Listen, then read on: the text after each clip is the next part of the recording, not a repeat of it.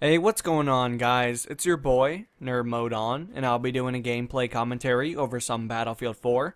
In this particular installation, we'll be going over the DMRs and the Battlefield franchise, and overall just going over some of the information in regards to the specific rifle. Seems like a lot of players now don't fully understand how to use the weapon to the best of its capabilities.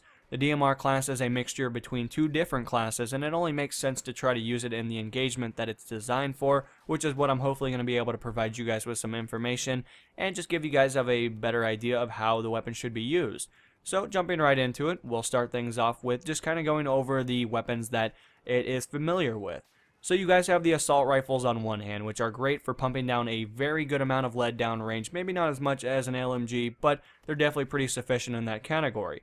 But with that in mind, of course, they do have a moderate damage model. It's not on the high end, it's not on the low end in comparison to some of the other classes that Battlefield has displayed. Now, kind of going into the second class that it's more familiar with would be the sniper rifles. The sniper rifles are a lot more notorious for long-range engagements with a lower rate of fire, so it only makes sense that you have to have a little bit more precision to kill your opposition. So, looking in between those two informations and kind of going with the statistics and all the information provided on multitudes of different sites, it would only make sense to call the DMRs quote-unquote a battle rifle. They're great for, long range or medium to long range engagements, which are identical to both classes, but they suffer in different categories. The DMRs do have a higher damage model in comparison to the assault rifles, maybe not as much as a sniper rifle, but it's definitely higher than the assault rifles. Now when it comes down to the rate of fire, it's a little bit closer to the sniper rifles. It's not going to be as high as the assault rifles, it's not going to be as low as the sniper rifles, so it's kind of in between those two. So, going off of that information, of course, you can kind of draw a conclusion that these weapons do have a specific role.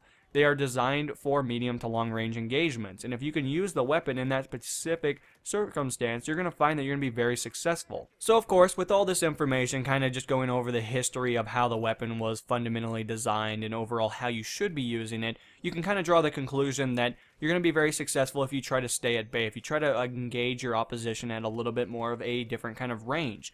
Being maybe not so close to them is going to be a good thing. If you get too close to the opposition, you become a little bit too much spam happy. You try to hit the trigger a little bit too much, which is not always a good thing. You're going to have a lot of bullet deviation that can then occur. Your bullets are going to be all over the screen. Suppression is going to be messing you up.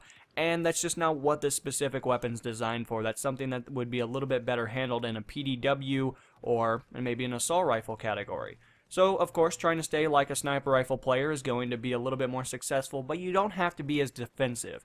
You don't have to be in a hilltop or in a tower, maybe patrolling the area. You can definitely have the ability to move from objective to objective, trying to kill the opposition, but I would probably recommend going with an ACOG or something with a little bit higher of a magnification than maybe a red dot.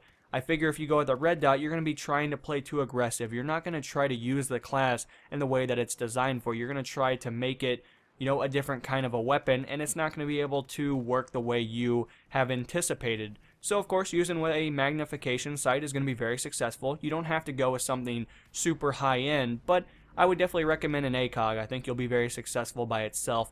And I think that's going to really lead you to using the weapon and trying to stay at bay and overall having this mentality that this weapon is not an assault rifle. And that's just kind of some information in regards to the DMRs.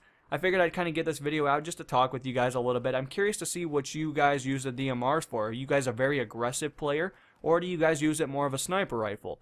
Do you guys like to go from objective or cover to cover, or do you guys, again, try to go run and gun and try your luck and, flip a coin and see if fate's on your side? But overall, guys, I hope you enjoyed today's video. I'll see you guys tomorrow. This is NMO, and I'm going to be signing out, guys. Peace.